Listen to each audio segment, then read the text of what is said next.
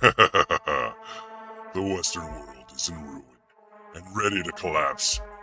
The so-called resistance leaders, they rage bait the slaves, pushing their own demise. Stay angry indeed. Black pills of despair rain from the sky.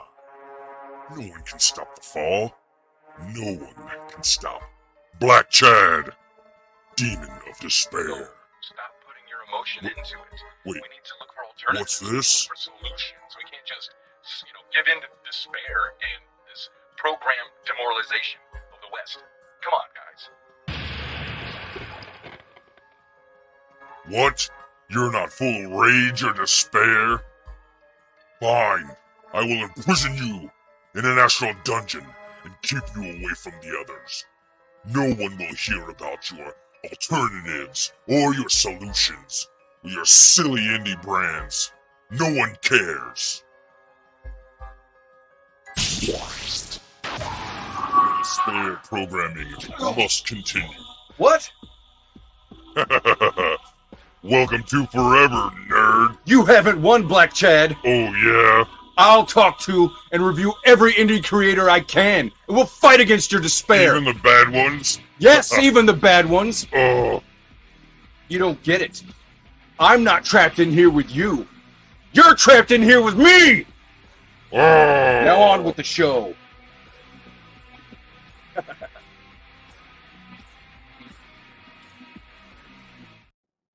Hail nerds, what's up everybody? Welcome yeah. to the channel. How's everybody doing?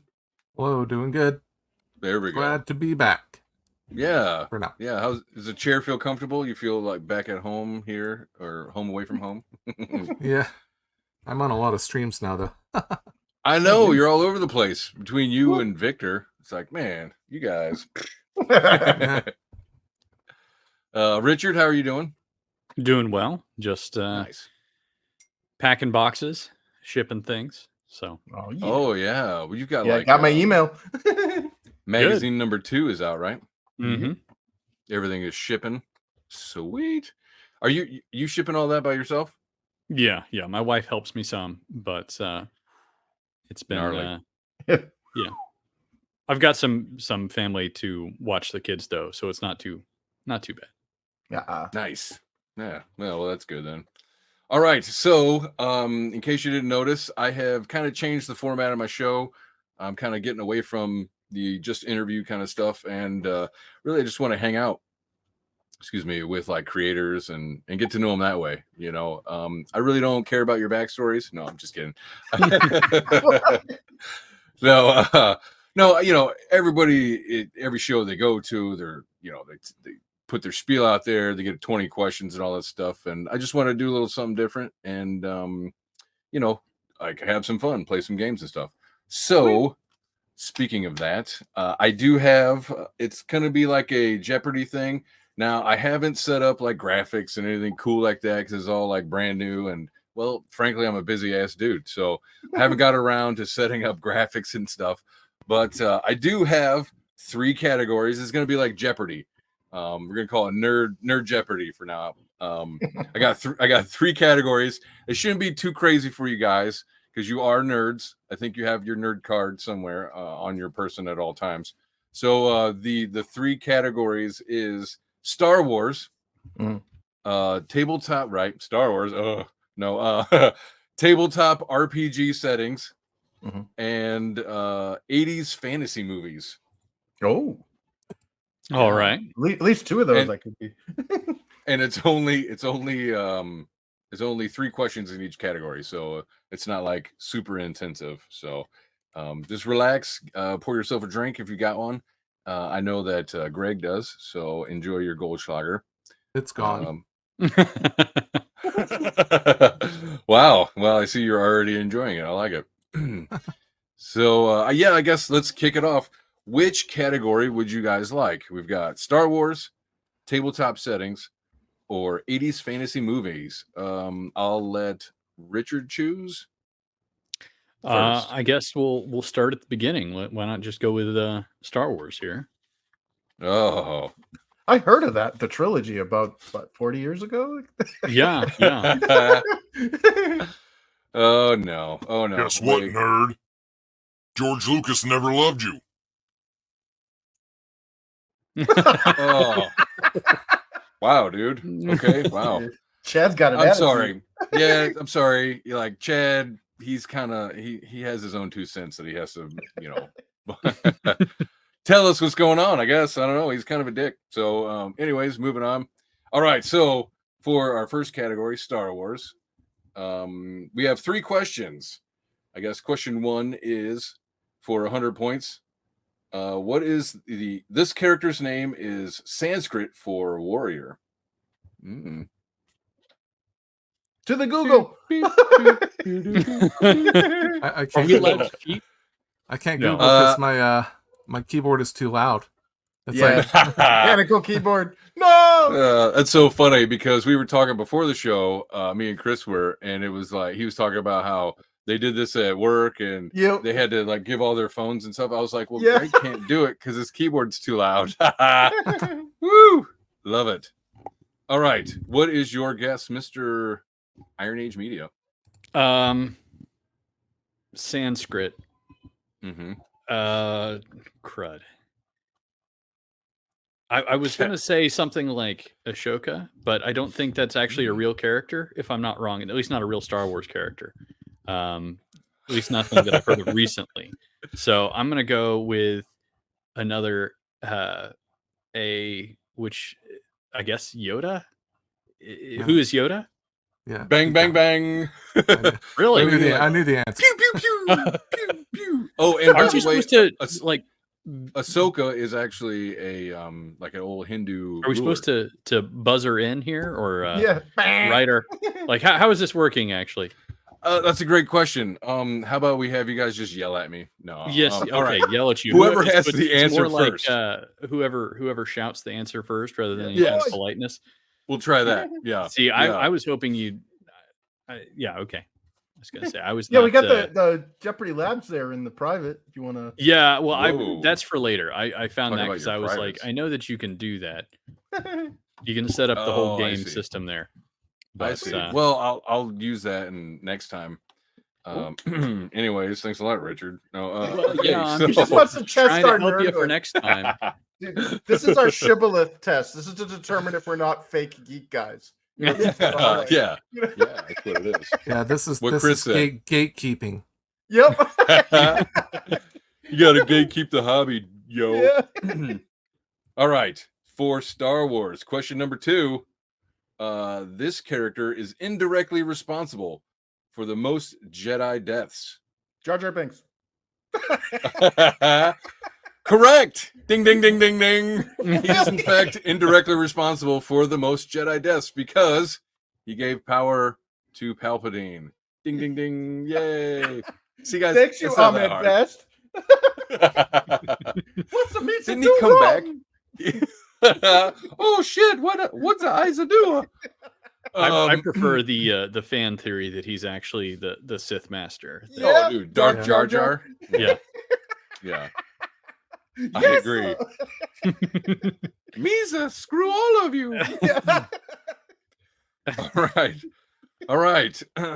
Well, Sorry. now it looks like Chris is playing along, so let us move on. Sorry, I started that one. Let's see. All right, continuing with Star Wars. This movie has more visual effects than any film in history. Revenge of the Sith. That's it. 1 through 9. Guess which one? Revenge This of the movie Sith. has. Oh, you got it. Bing, bing, bing. It has. Revenge of the Sith has 2,151 shots with visual effects. It's really Good job, like Greg. It's like a painting. It's like Yeah. It's- It's all It's green crazy. screen. Yeah, Right. I mean, Revenge of the Sith is. I don't know. Can it even be replicated? I'm not sure. It's like the Tron movies. They just acted on a green screen soundstage. That's true. All right, so Greg, since you are the other guest, we have 2 more categories remaining. So far, the spread is equal. We've got 1 point for each of you, and I'll let you pick the next category. We've got 80s fantasy movies. Yes. All right. 80s fantasy movies for 100. Just kidding. It's just for one. It's just one. This movie featured a sword with 3 blades. Sword and Sorcery. What's that? Can you say that again? What was that? It was this Sword Sword and of the Sorcery. Sorcerer. Yeah. So, wait a minute. Who said it the first time? I did. I did. Okay. Sword of the Sorcerer. Yeah. Sort of. No, no. Is it mumble? Because my dad videotaped that for me off TV, and I'm like, "What is this?" He's like, "Well, it's fantasy. I thought you'd like it." I'm like, "Dad, this is terrible." Yeah, this is soft porn. How about that? Would you like some of that? All right, let me show. This is the amazing. Yeah, that's it. The 3-bladed sword. In case nobody has seen Sword and Sorcerer. Did he come out of Lemmy Winks or? The best part, other than his pecs, is that sword actually shot the 2 side blades. Yeah. Fucking shot right out of the hilt. It was amazing. The 80s were a heady time. A lot of cocaine. So, all right, now we got Chris with 2. All right, Chris, don't steal the show. We gotta save some for the guests. I will turn down my note. All right, category is 80s fantasy movies. This movie featured the actor Rip Torn with a ridiculous nose. Yeah. Yep. Conan the Destroyer? No. Meh. It indeed was not. I can see the character, but I have no idea what movie it is. So, anybody want to give a guess? It was Beastmaster. Rip Torn, yeah. With his ridiculous Babylonian magician nose. I thought he was the magician in Destroyer for a second, because there is a magician. Yep. There is, yes. He has a beard, though, and turned into a lizard monster. Yeah. And in case you didn't know, he was wearing a prosthetic nose. Just to be clear. Which you can clearly see here. Yeah. Like, there's this one scene where it's all discolored compared to the rest of his flesh. It's like, that looks kind of fake, but fair enough. And, all right. So, the amazing Rip Torn, who did an excellent job in that movie, by the way. I don't know. When was the last time you guys watched Beastmaster? Recently. Recently? I don't know. It's been a while. It has been a while. Probably like 5 years. I should go back. I need to do like an 80s movie binge, I feel like. We're gonna do that actually on the show. We're gonna do some watch-alongs, watching some old ass movies. So you're gonna have to join us. Yeah, phone me up. Anyway, so my question was with Rip Torn and all that. Did you guys get the feeling that it was very like the bad guys? It was very like Babylonian. They had like the ziggurat, and they're like sacrificing children to Moloch or some shit. Yep. Like, it seemed pretty on the nose.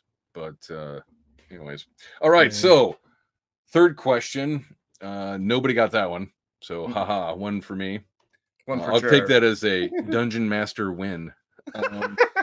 The next one is this movie featured a sword with the last great elfin mind stone. Hawk the Slayer. Oh, bing, bing, bing. We got it. Let's see. 1 second. Talk about softcore, man. Whoa. Look at that amazing poster. Gosh. Yes. What's that guy's Don't make him like that anymore. Like, do you suppose he has like a hernia, or what do you suppose he's getting? Living with a hernia. So we got that one, and boom, yeah. So I just want to look at the sword a little bit. There it is. Look at that hot thing. Yeah, that looks a little like sex toy. No. I mean, he's got those eyes that are like, he knows.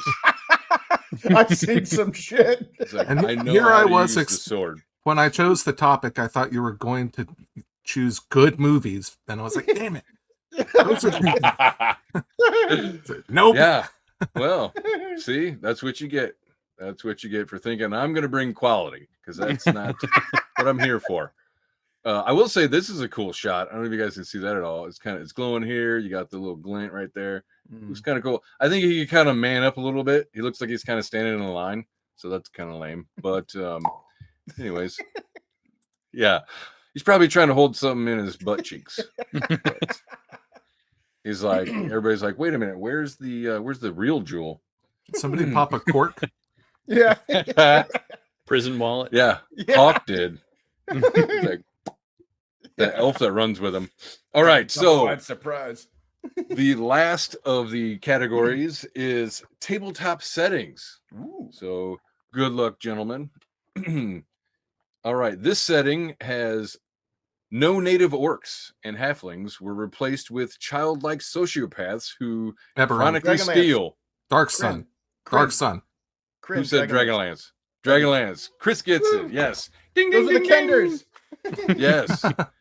Childlike sociopaths who chronically steal. Yeah, and annoying as fuck if you've ever ran a Dragonlance campaign. With somebody who's like, I want to run a kinder. Oh, great. So putting threw you me in a off with- burlap sack. You threw me off with the sociopath because Yeah. I think it was Dark Sun that the halflings were cannibals. Oh Jesus! Right? Oh, yes. Yeah. And they Yeah. had like the fucking guy liner and all that. Mhm. Yeah, I remember that. Yep. A lot of people don't like Baxa or whatever his name is, but I don't know. I kind of like his art. Although his pit fiends look like they have really big old Epstein dicks. It's really weird. I don't want to know what that is. Shaped like a egg. You guys didn't hear? The girls are like, "Oh, he's trying to start a master race with." All right, forget Wait, it. the hell? I do not feel. I do I'm not scared. feel suicidal. So just Adult. all right. Question 2 in our third category. So far, who's our leader? I think Chris is. Yeah. Chris with 2 I, questions. I think I'm yeah. bringing up the rear is what it amounts to. Whoa. Very nice. All right. Second question. Demogorgon are considered the most powerful demon to exist in this setting. Greyhawk. You. Nope. Ooh. No. Oh. Okay. There's a tier. Any guesses? Richard. Mastara. Faerun. Bing, bing, bing. Forgotten Realms. Faerun. Yep. You guys are like, shit, fucking Google it. Yeah, right. It's like that one probably has multiple answers. Let's be fair here. Yeah. Fair Well, enough. 'cause isn't Greyhawk? Didn't they move it into Faerun at one point when they did like the Savage Oh. Coast and stuff? Here's some Yeah. real trivia. Is that what happened to Greyhawk? I'm not. Yeah, Greyhawk. because yeah, Greyhawk always was the stayed with them. original. Yeah, the Greyhawk was Gygax's original setting, and then they ended up Right. making Faerun, which was the Forgotten Realms. And then I remember playing a Savage Coast module, and I'm like, "What the hell? Greyhawk's in this?" And it was like just north of the Savage Coast. Really? Interesting. I don't know. I have to look that up. I have to do my research. You know what I mean? So I'm glad that everybody avoided the zombie apocalypse today. I'm glad Oh, to see yeah. that everybody. Oh yeah. Did anybody even get a message? Because I didn't.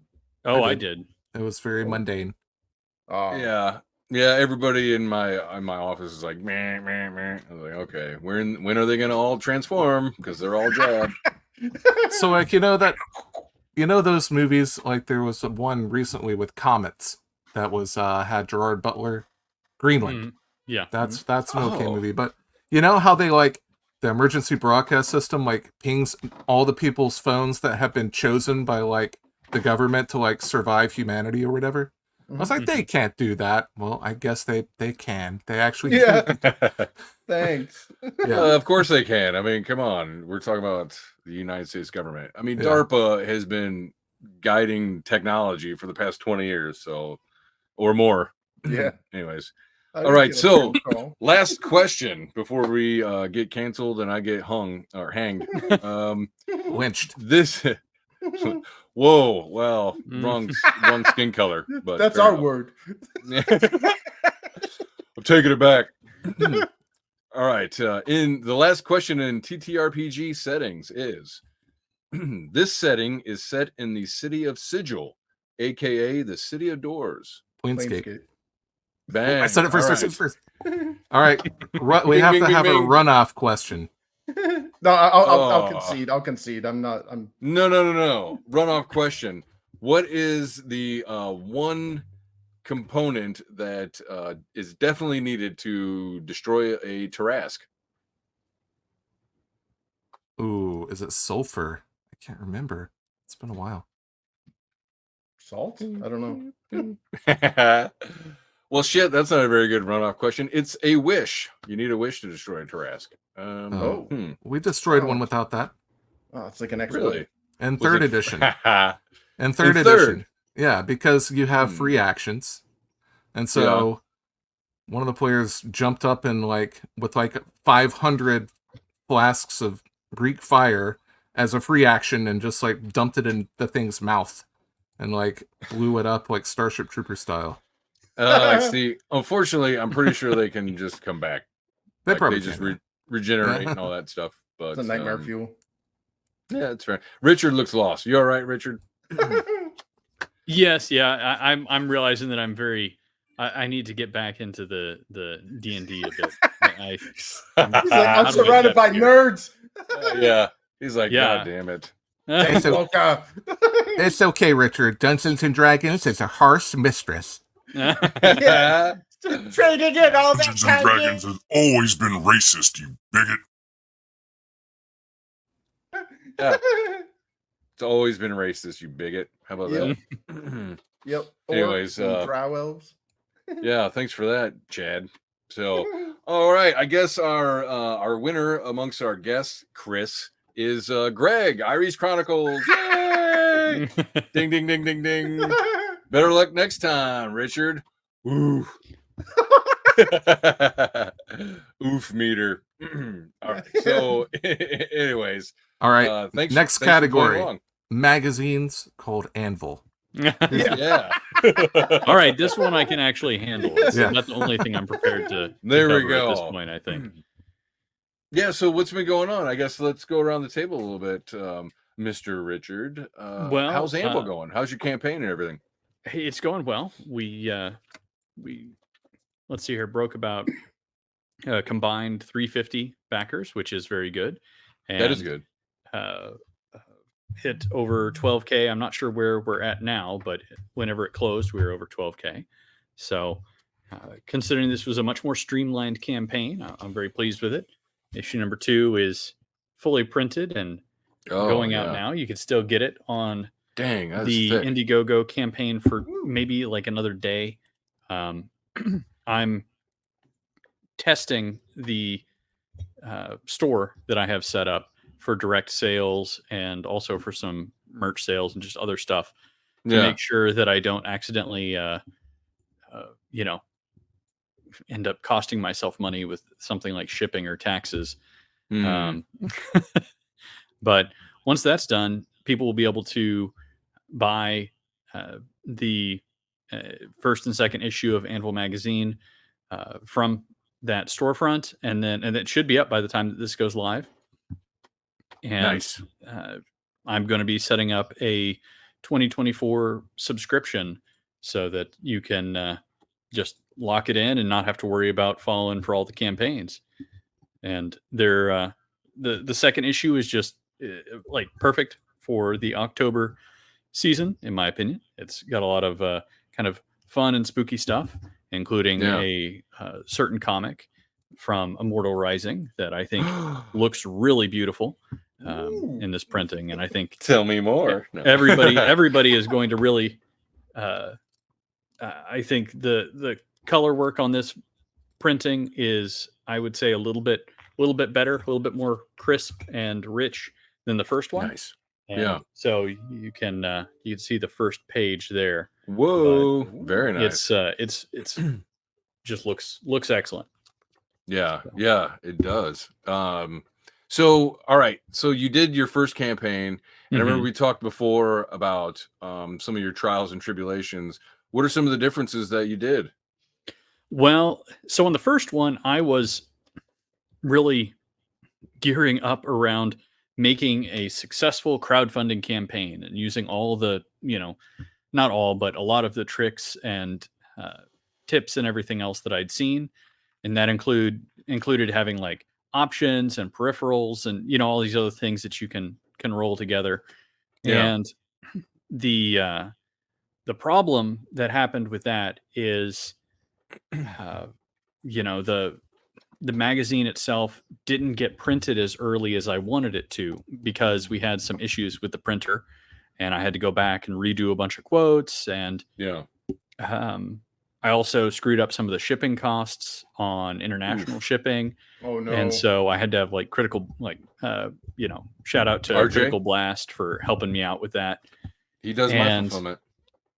Yeah, they're great. And anyway, but it was just like this whole kind of ordeal that kind of got a little bit more complicated as time went on.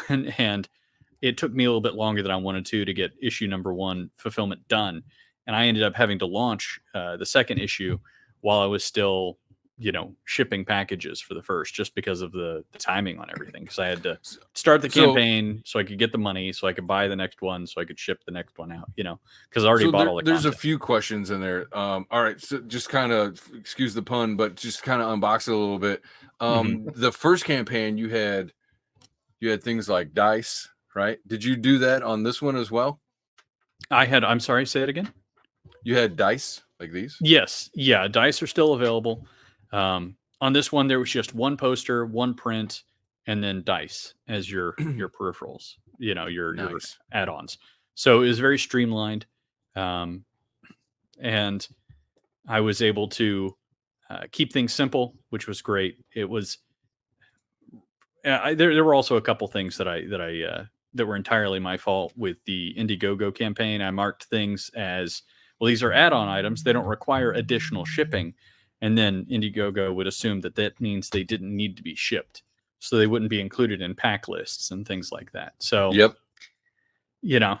Well, like, was it the easy ship export or something? Where like well, it's not even the easy ship export. It's just, it's difficult to see it otherwise. So yeah. But it was a big learning experience. I think the second issue, it's the print quality is a little bit higher. The the assembly of it in terms of pulling everything together, the design work that Jacob Calta and I did, I think is just a little bit more polished. These things get better with time, and they do. So it's I think it's stellar, and I think a lot of people are going to be really, really happy with this issue. Cool. Very cool. So you got away from a lot of the extras, right? And you went more flat. Yes, is that right? In the campaign, yes. And in the future, I'm going to be. Right. So I'm sorry to interrupt. So like the first one, you made how much? Like 25 or 6 or something like that? I think it topped out around 24. Okay. And then this one is maybe half of that.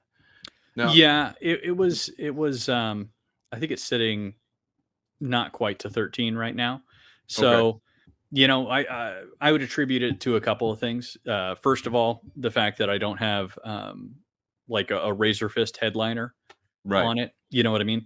And then the other major factor is that like my highest price point without a catch up, because my highest perk level, or my highest sales level was like a $50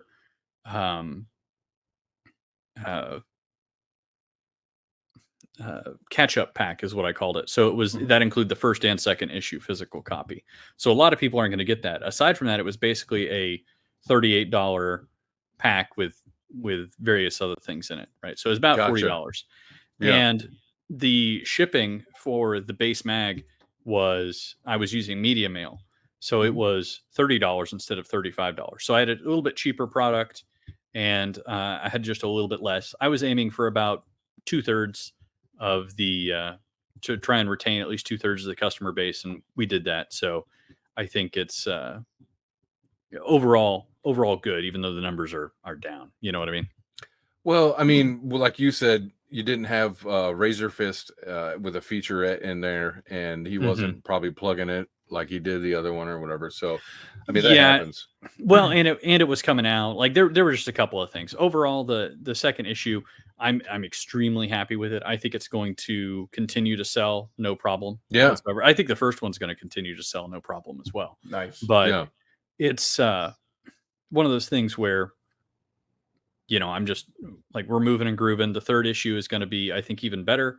And it's probably going back up to a $35 shipped price point unless I can figure out some other way of doing things.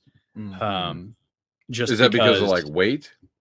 Well, so media mail is really a lot cheaper if you're shipping something that is under a pound, or if you're shipping something that's over 2 pounds. Like that's where the kind of like the sweet spot where it really makes sense to ship media mail. And these magazines are like a pound and a quarter or a pound and a half, right?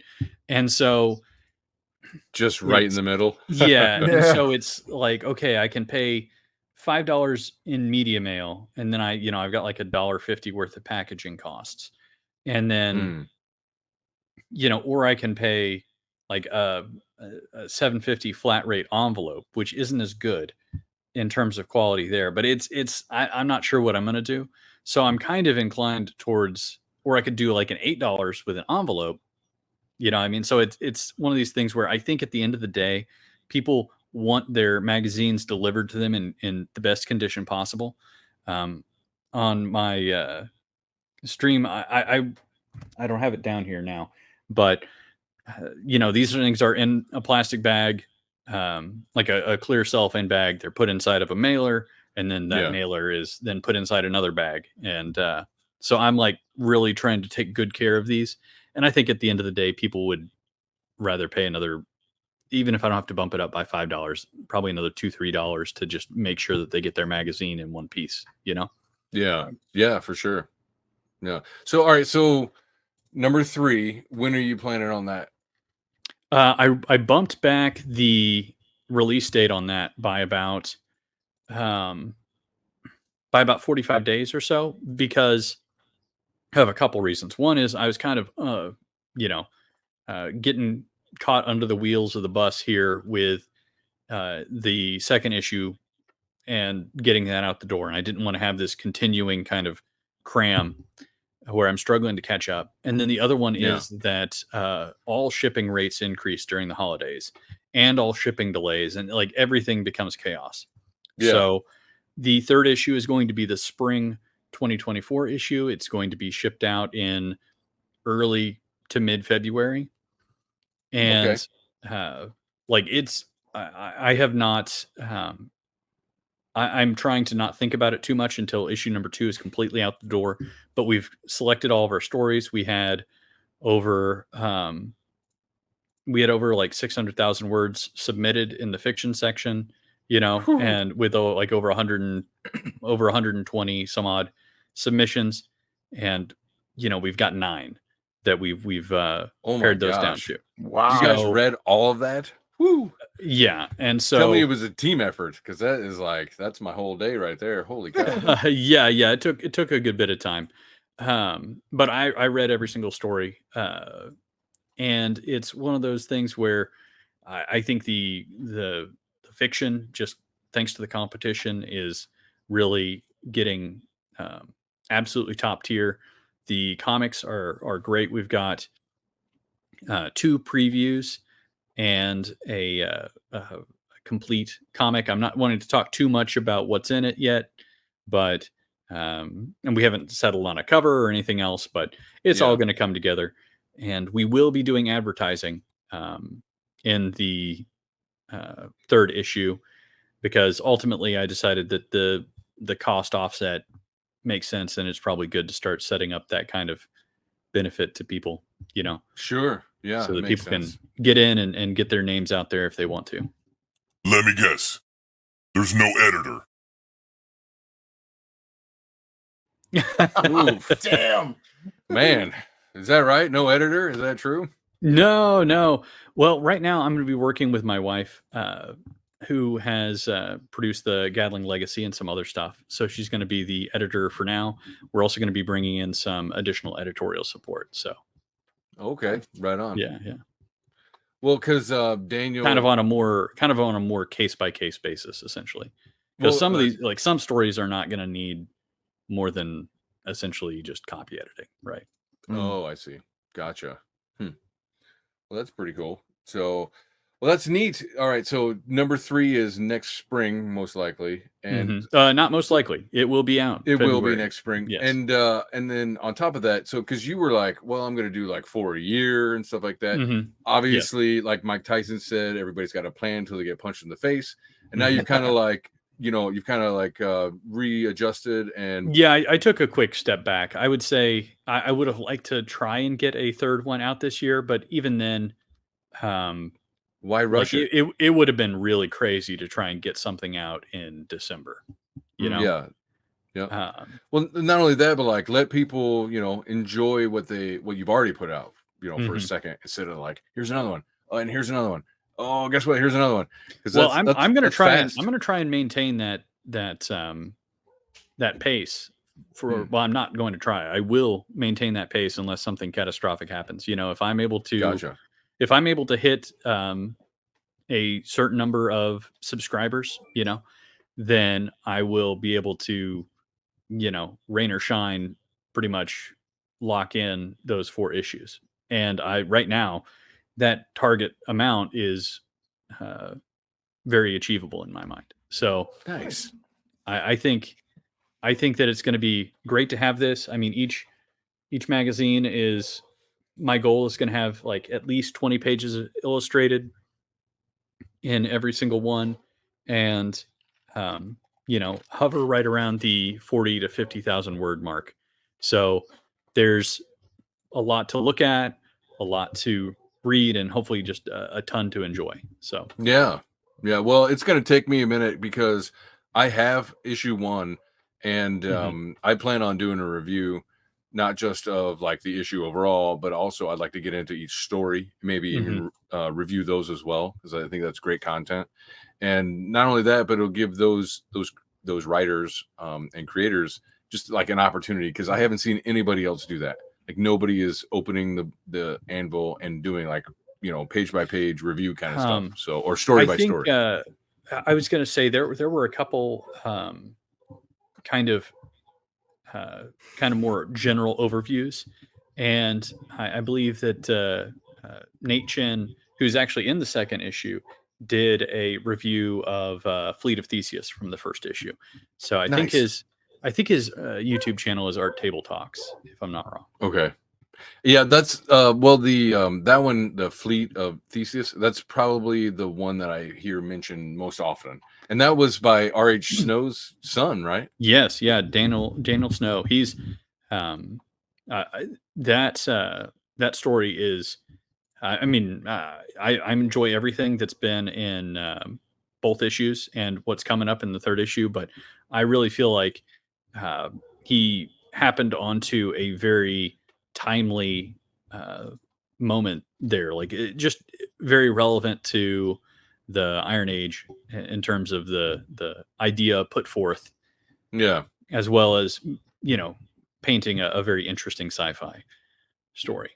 Right on. Yeah, that's very cool. So nothing but good stuff coming out of Iron Age right now, right? Hopefully so. Yeah, that's real good. I do have one last question about your subscription stuff. How are you approaching that? What does that look like? And where are you doing it? Well, I will be doing it through a storefront. Right now, there is a URL up, but I'm in the process of trying to get my store provider to use the URL that I have rather than theirs. That whole rigmarole. I don't know if I'll have it figured out. Regardless, if you go to anvilmagazine.com, it will either take you to a place where you can buy the magazine directly, or it will very quickly point you in the direction of where you need to go to buy Anvil magazine, like for the latest. Yeah. And so that's just what I'm saying, because that's an easy URL for me to handle. And as far as the subscriptions go, initially, I'm a little bit reluctant to set up a annual recurring charge. You know, Sure. I would probably rather have a buy it 2024 Forge Master pack or something like that, you know, and you're guaranteed okay, you're going to get a print of each cover, you know, without the whatever the cover art is. So you can just use that as a mini poster, and you're going to get, you know, some other cool stuff and everything else. Or if you just want to sign up for a quarterly charge, we can charge you, you know, 1 month before we ship, and then if you have that membership, you get the magazine when it comes out. Yeah, you just automatically get the magazine. So you're not charged. I don't mind charging people a small amount quarterly. I just don't want to have a big chunk every year. So I mean, that's a good idea. You know, just I agree with that, and it's good for the customers too, because then they're not going through the people who actually watch their money, I guess. They're holy shit, I got this big ass charge. Yeah, I've mailed. There's a couple of people that I went through and I saw that they'd ordered the issue number 2 twice, 2 or 3 weeks apart. And I was I emailed them and I was like, "Do you want 2 copies?" And none of them responded, so I sent them 2 copies. You know what I mean? I'm kind of wondering if they're going to be I'm waiting for somebody to be why'd you do this? So thank you, but why? Well, you pay for it. You bought it, yeah. Well, hopefully they say thank you, but yes. Yeah, you never know. Very cool, very awesome. All right, so let's move on. Greg, Irish Chronicles, what has been going on with you? Not much. Is that Goldschlager kicking in yet? Jawohl. Yep. I'm not Klaus Schwab. Sorry. You will eat the bugs. You will eat the bugs and you will be happy. Yeah, I just was browsing your YouTube and trying to figure out the last time it was on. I think it was in June, maybe. June, yeah. So it's been a while. With someone that I had a lot of drama with and I'm no longer friends with. Oh. Yeah. All right, wait. Can we name names or no? Nah, I don't want to bring it back up. But Fair enough. There was a lot of major shit going on with me and Victor and all these other people. Back in old June. shitstorm. Oh, it was a disaster. In the OSR, I get it, dude. I was told that I am not OSR, so you're right. I'm not OSR. Yeah, whatever. I walked away. I mean, I'm not either. But How's that back work, in May, I can't believe I didn't mention this on the show. I was in June because we released it in May. Was our Wilderkind book, which is a Castles and Crusades supplement. So that's the most recent RPG thing that we did. I took our Redwall style animal races from the Chronicles of Aeres setting, and I extrapolated them into kind of their own supplement for Castles and Crusades. So there's 12 new character options in there and a couple of subclasses as well. So I was like, well, Castles and Crusades doesn't have anything like this really, so very let's go for it. Wait a second. Yeah. So how about this? It's 1 minute.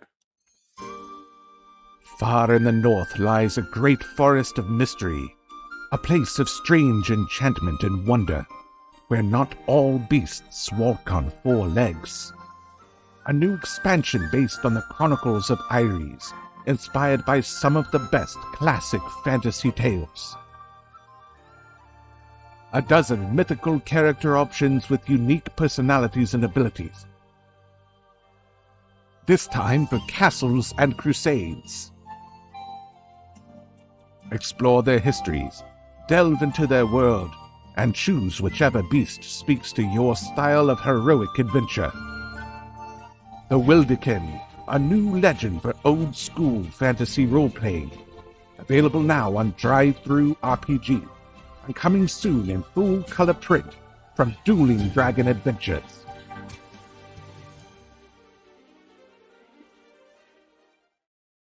Thank you. Yeah, very nice. That looks great. I had almost forgotten we made that trailer.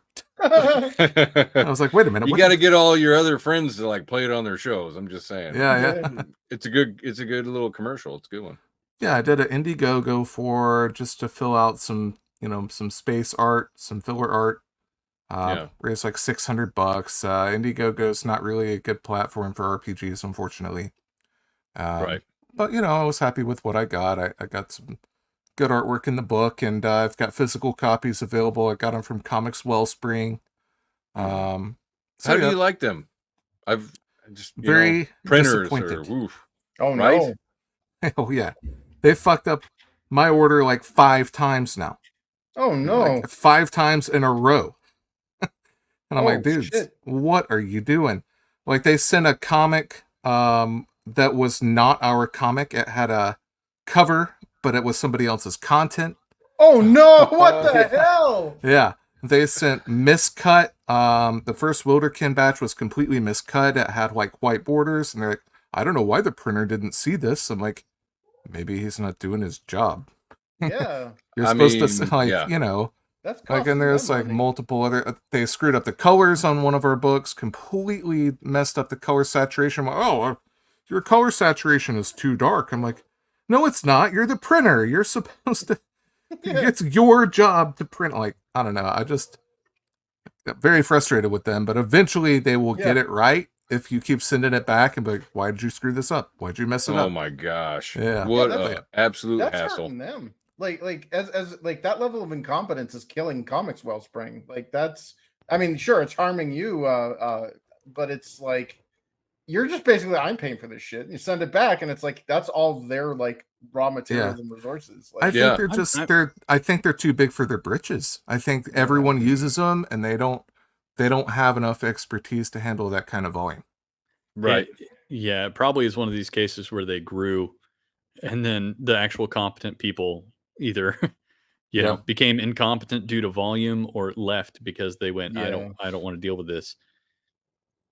Yeah, but all our current stuff, the stuff we got from them has been straightened out, but it's annoying when you're like, oh, I'm gonna have this available for sale on June 1st. Oh wait, no, I'm not. I have to wait like 4 more weeks. Like, sorry guys, like, it's like I took my comic to a local shop, and he's like, well, a 50-page comic, I can sell that for $7.99. And then he's Mr. Business. He knows what I'm doing better than I do, apparently. He pulls up his phone and he's like clicking away, and he's like, see right here. And I'm like, yeah, I've tried to work with that publisher or that printer, and it's a fucking hassle. But you can't have those kinds of conversations with people who have no experience with it. They're no, but you see, my phone says this. It's like, all right, guy. Comics Wellspring did give a full explanation for why they screwed it up, and they were very apologetic and nice about it. So it's not like they were like, fuck you, like, they were nice about it. It's like, they could have been like, what do you mean the colors are off? They look fine to me. They didn't do that. They're like, okay, I see what you're saying. You sent me pictures of it. I can see the problem. Like, let's fix it. That type of thing. So it's that scene from The Jerk where he made those glasses that made everybody cross-eyed. He's like, yeah, well, you see here. No, so I don't know. I went through with Kablam one time, and it was one of the worst experiences I've ever had. Almost zero customer service. They're like, well, just send in your shit, and like, well, okay, can I get some kind of help, guidance? Tell me what's going on here. I get the first copy back, and it looks like garbage, and it was bad. It was not very pleasant. One of the major parts of these printers is got to be your customer service. Like, the first don't printer leave me on red. The first printer we used for some of our smaller saddle stitch books was actually Printing Center USA, and they were perfect. Did not have a single problem ever, but they're very expensive. Like Comics Wellspring will do it for half the price or less. So that's the trade-off. I would be curious. I don't know. At some point in time, I want to get a little bit more into the inside baseball and see how this printer that I'm working with stacks up. I'm going to keep using them because they're next door to me. And not next door, but they're like 30 minutes away, which is next door in Houston. And it's one of these things where I'm really happy with the service they provide, and they seem to get it. So And it's nice Yeah. to walk into a place and have people be like, whenever you go to pick it up, be excited about oh yeah, you're that guy. Okay, cool. Right. You know? Yeah, I use a local printer as well. Mhm. They're like downtown in a city, just like 10 minutes away or whatever. And anyways, I like using them and stuff, but the prices I think are a little high. And also they made the mistake of sharing like some of their emails with whoever they use, because apparently they outsource some of their work, apparently a lot of their work, and then they basically just drop ship. But like you go to they have their warehouse or whatever. Yeah. It's not just like stacks of books. They have legit printing equipment. Like I walk by it, Mhm. but they still outsourced some of their work that I asked them Yeah. to do for me, and that too is apparently here in town. So I'm like, why do I need you guys then? So It's like I don't know. Mixum. Mixum is a broker. They're not an actual printer. Right. Mixum was Interesting. weird when I tried to do them. They wanted a PDF of every page of my book. The last time I individual tried. PDF? Individually. And I What don't the know hell? why. Yeah. I'm like, no. Yeah, that's not how any of this works. No. It's like, so I didn't touch them, but yeah, so we released that book, and then I've been on and off working on the Kaiju versus Mecha RPG all year. I started working on it this time last year, but I took a long break. I was working with a guy who was helping me a little bit, and kind of had a falling out with him because he was trying to take control, and I was like, so I've kind of retooled almost the whole thing, like from the ground up, and it's in a good spot now. We've done some play testing, and I've got like a starter document I'm about to release with some rules for character creation. So there we that go. should be coming soon with hopefully a Kickstarter in January. Whoa. We filmed a live action trailer. I'm gonna do that, post that soon. Are you serious? Live action trailer and I'm not in it? No. Lightning bolt. We're gonna try.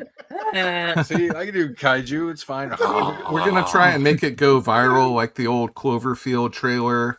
Like what is the Matrix? And like you click on it, it's just like bits and pieces of like a live action thing. It's like people are gonna be like, what is this? Is this like a new movie? Like, is this a TV show? No, it's not. That's it's something hot. that I made. But yeah. And then That's awesome. yeah, it's gonna be badass. It's shaping up into more of a war game RPG hybrid than a strict RPG. Well, I was going to Whoa. ask that. I was curious. Yeah. I was like, is this a, is this have war game components? Because I'm You play like BattleTech or something, don't you? yeah. I'm more Nice. war game oriented than like tabletop RPG oriented. Yeah, that the campaign structure is based on a hex grid of accelerating threats that are approaching basically your home base. Now, there's other missions and stuff you can undertake. RPG part comes into the factor there, but it's going to be strategic combat on a high scale, with a lot of damage that's fast paced. It's not going to be like BattleTech where you fall down. Yeah. And, stuff like that. you're rolling for Like, location. And our playtest, one guy rolled 20d6 and blew away a kaiju with like a massive like alpha strike, like Neon Genesis Evangelion type of stuff. Like, Nice. so it should be fun. We'll see where it goes. That's hot. Yeah. Man, And that then- sounds so much fun. Yeah. And then I'm sorry to keep hammering you, but it's been so long. But Yeah, the that's last fine. thing we did, we released a new Dungeon Synth album. Yes. That came out a couple of weeks ago. I posted about it a few times on Twitter. I saw that And- one. I listened to your first one, so I have not the second one, but I will. It's on my That's to-do okay. list. Yeah, it's on YouTube and it's on Bandcamp. We've got cassette tapes on the way for that. Now, I had almost nothing to do with that. That's my buddy Frank, who was my Cassette co-author. tapes. Yeah, Wow. There's Yeah, a market for that?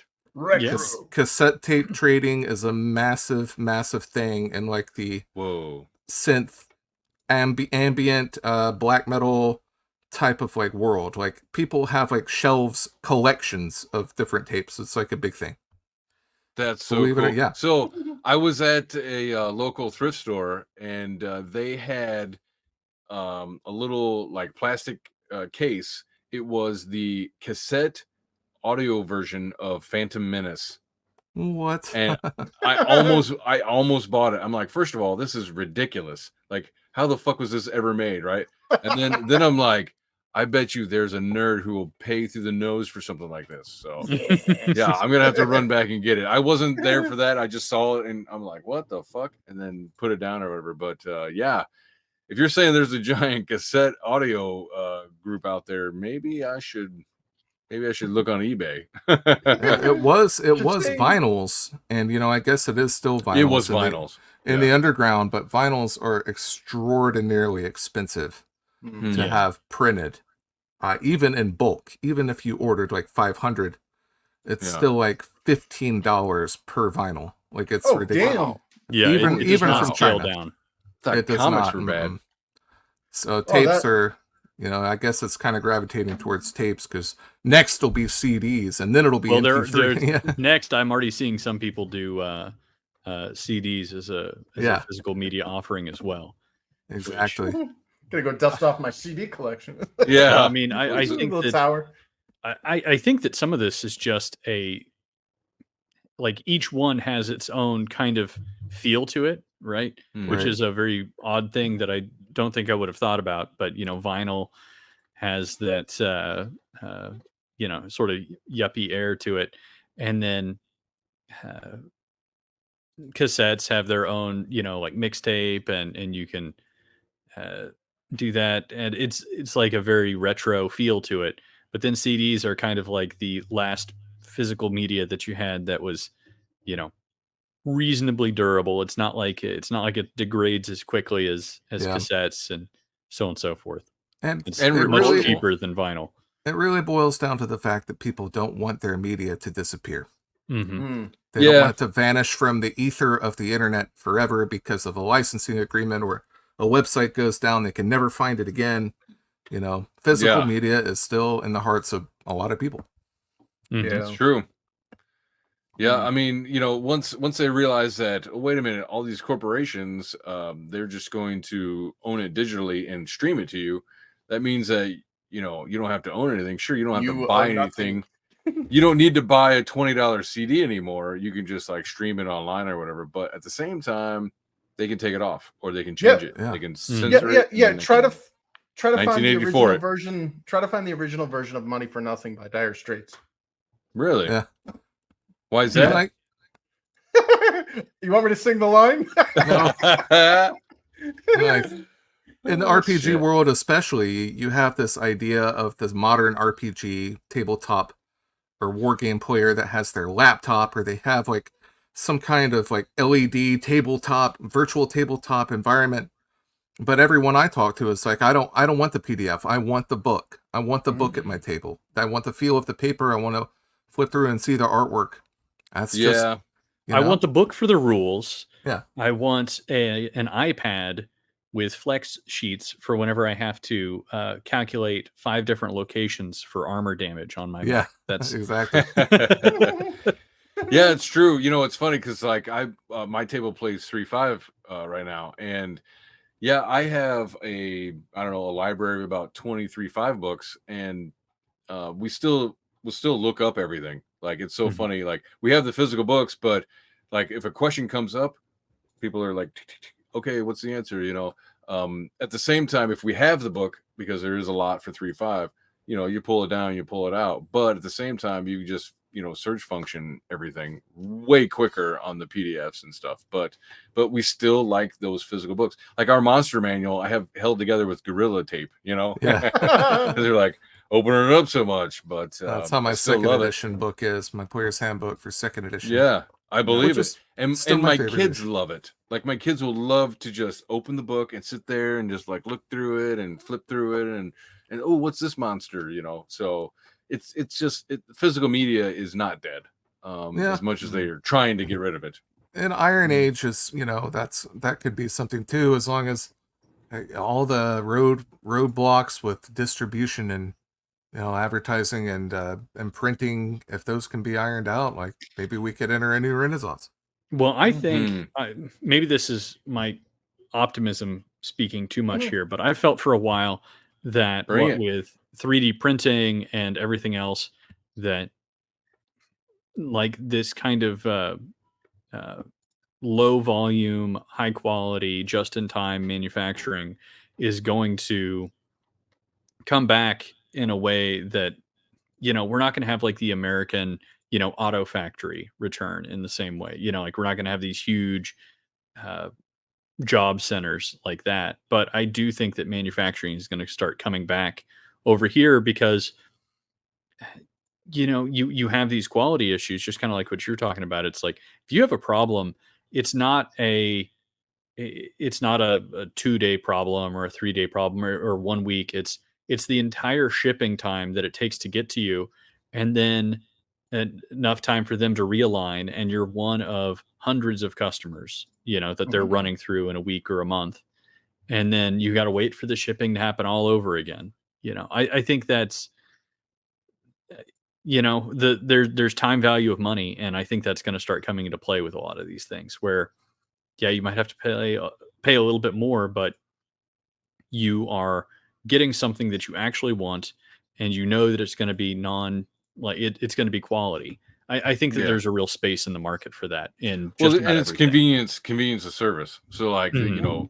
I pay a premium price for things that I want quickly. Yeah. The way I see it is it's an industrial devolution or de-evolution, because we're going back to like granted we are still using the industrialization of manufacturing and companies and stuff, but we're pulling it back from the post NAFTA world. Mm. We're bringing that stuff back in, and it is Yeah. kind of like a guild in the sense that, or those pre-industrial age elements where the independents are the ones that are dictating the products they're making. There's not like some boss that's like, I'm in a big corporation and I want this.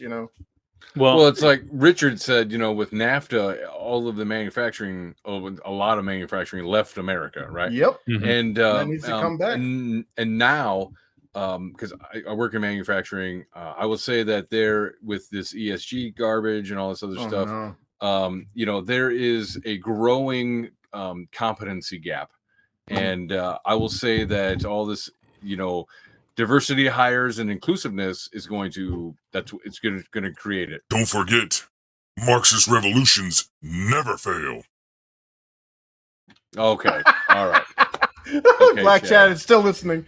Yeah, it's all right, Chad. So, but anyways, yeah, and I think that over time, I think that the real jewel that will fight back against that kind of garbage is going to be the. And we were talking about this at work actually. We were like, don't I gave the argument. I don't want to rely on a 401 fucking K or some kind of like a would be pension from like a state agency. What I see happening is I'm going to leave my job where I'm going to take my 401k, probably cash out, and then I'm going to have to invest my at least a part of my 401k into a retirement job.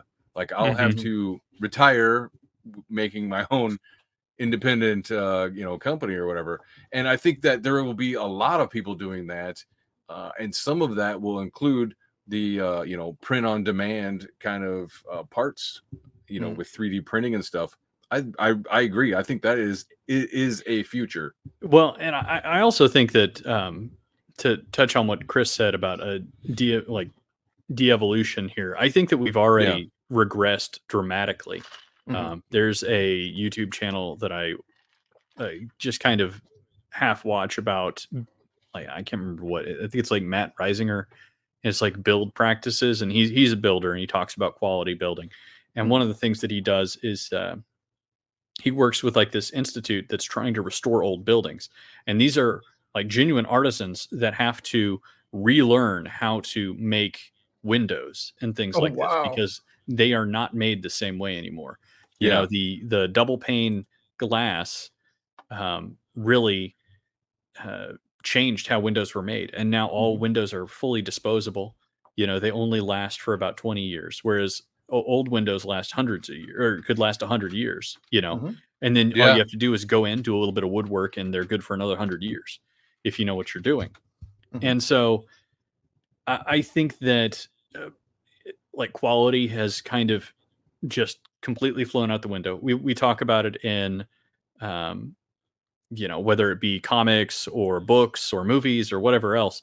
all the pop culture stuff. It's quality is gone down the drain, and it's true. Yeah. But quality went down the drain with almost all manufactured goods and craftsmanship a while ago. And I think that In general, the individuals who are authentically really naturally talented or interested in these things are going to be those like those special like people who can make a living doing these kind of special custom jobs for people, Yes. Yeah. The custom work with the 3D printing or whatever it's going to be. Yeah, you just need you're to right. fill a need, and I think it's possible.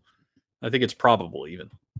Yeah, and I think that's great because unfortunately we don't have giant factories apparently moving into the future. We're not going to need a whole lot of giant factories that employ whole cities like Detroit. What that's going to look like for society in places like Detroit, I don't know. But I do see more small, decentralized vendors. Maybe I'm wrong, but we'll see. I think the only thing that will cut that out is if the state starts implementing regulations to cut it out. And they'll dress it they're up already and moving say, in that direction. They're already trying very hard to put their fingers on the scale. Let's not forget, gentlemen, Even that harder. it's the lobbyists versus the rest of us. Like regardless of party.